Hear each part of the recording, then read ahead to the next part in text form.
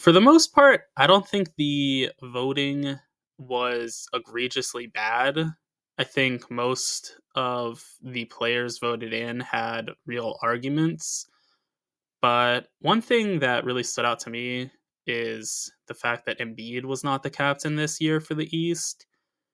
I know he's not playing, but he really should have been the captain because he's putting up prime Wilt Chamberlain numbers, and I don't say that lightly. All of his numbers are great, and he's defending at a very high level.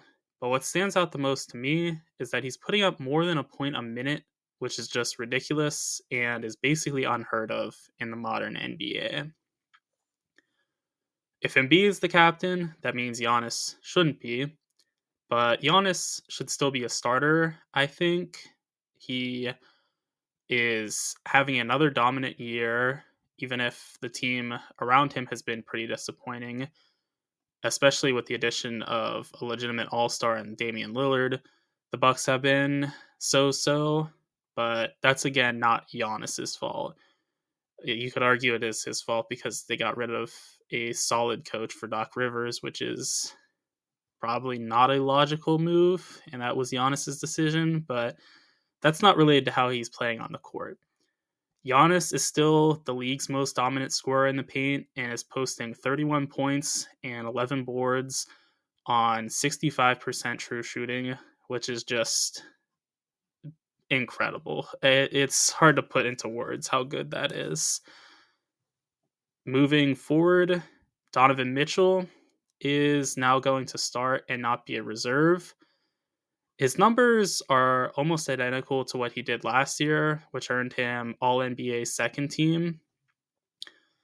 He can sometimes get tunnel vision as a scorer, which prevents him from being as good of a playmaker as he could be, and he has some defensive issues, but he can score about as well as anybody in the entire association with 28 points per game and 6 assists. So he's a fantastic scorer, and he knows how to play make for others as well. Another guy in a similar vein to Mitchell in that he can score for himself and set up other players is Jason Tatum, who's going to start again like he is in real life. Tatum is one of the most well-rounded players in the entire league with 27 points, 9 rebounds, and 5 assists. He's continued to improve as a defender as well, which is really setting him apart this season. He was used as the defensive stopper for Shai Gilgeous-Alexander when they played OKC, which was really impressive to see because Tatum is almost too tall to be defending point guards. Tatum is 6'8", 6'9". So you would think he's more so just a wing stopper, but no, he can legitimately guard 1 through 5, and he does so at a pretty solid level. I wouldn't say it's elite, but he is definitely an above average defender. And again, when you're an above average defender 1 through 5, that is a fantastic way to play defense because there's just going to be no weaknesses for him or the team as a whole as a result of him. Though Tatum has great help, he is the definitive leader of the clear-cut number 1 team in the NBA. So there is no reason for Tatum to not start, and I think that's one that people really got right, is having him be a starter. Another person who should remain a starter is Tyrese Halliburton. He leads the league in assists by almost a full assist.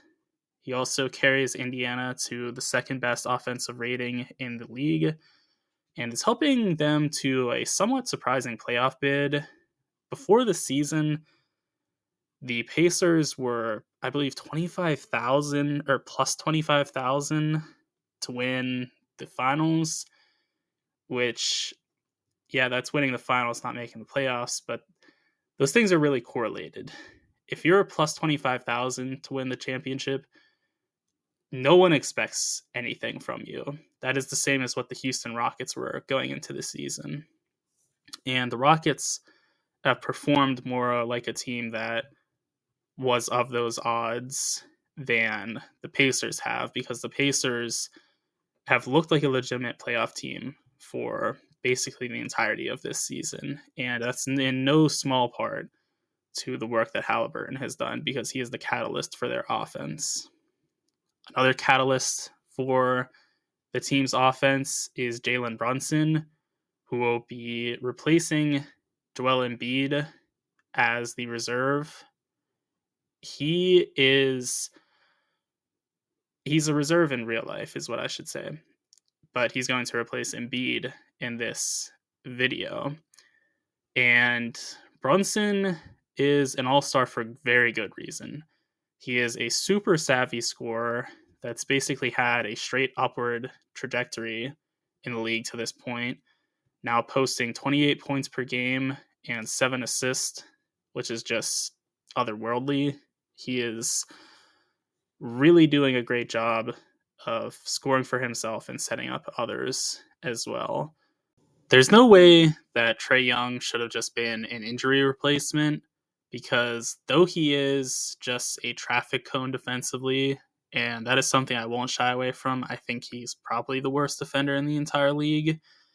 He might just be the best combination of scoring and playmaking in the entire league, though, as well, with 27 points a night and 11 assists as well, which 11 assists, you figure the guy's elite, but he is truly elite with his playmaking. He makes all of the right decisions. He also makes the plays that only the super elite can see, where he sees the play before the play actually transpires.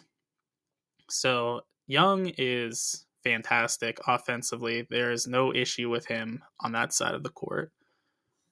Speaking of not having issues too, Jimmy Butler has no issues as a whole. He's one of the 3 reserves who aren't a part of the All-Star game at all. So he's going to be one of the 3 players that wasn't voted in by fans that I think should have been. Butler is only posting 21 points a game, but he is more than making up for it as a playmaker, defender, and efficient scorer, because he is super high level at everything else. He is a premier defender. He can guard, I would say, 1 through 4 pretty efficiently, and he can even guard some centers. It's just going to be a question of if he can match up size-wise, because he's not the biggest guy. He's very muscular, but at the end of the day, if you're giving up, half a foot to somebody, that's going to be kind of difficult to really impact their shot. But Butler is just fantastic defensively. He's great as a scorer as well. He really could score more. It's just he's not asked to do so very often. It's kind of everybody is involved in the offense for the Heat.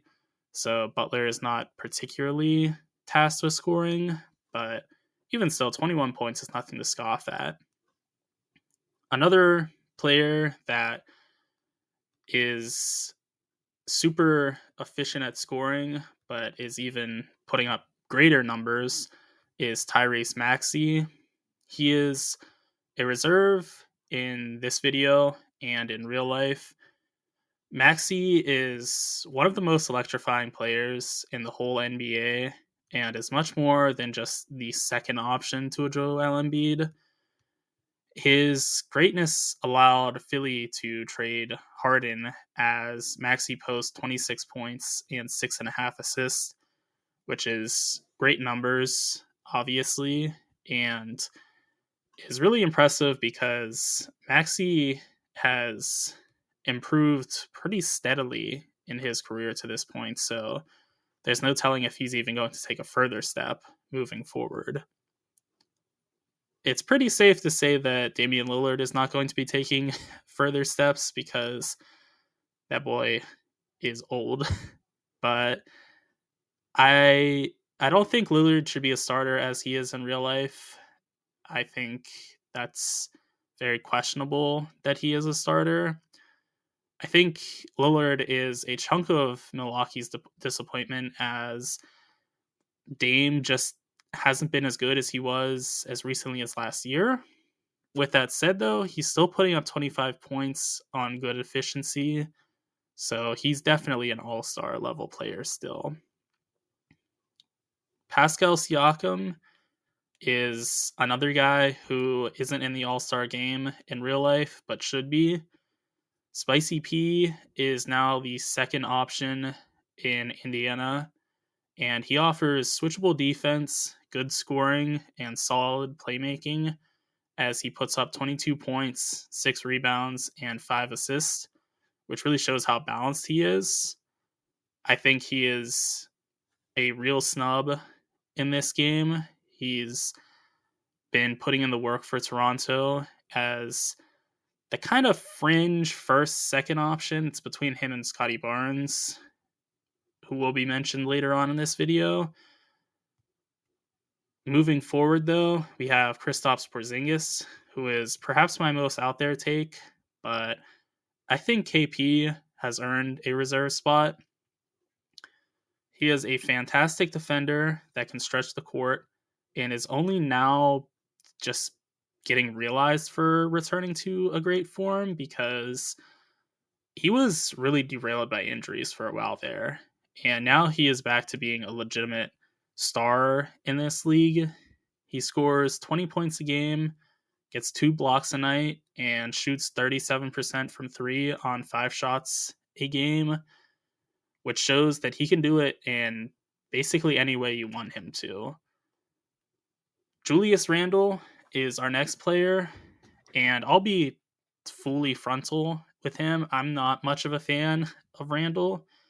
I think he plays with too much finesse for somebody who could just be a bowling ball at the rim.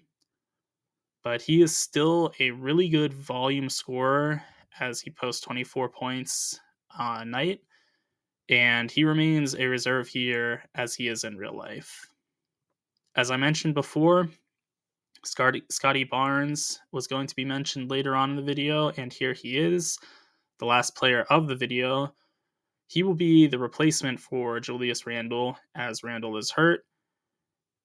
Barnes is a reserve in real life, and he is an absolute Swiss Army knife.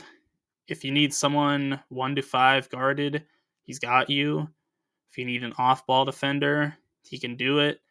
He can also playmake and score at solid levels with 20 points per game, 8 rebounds, and 6 assists a night.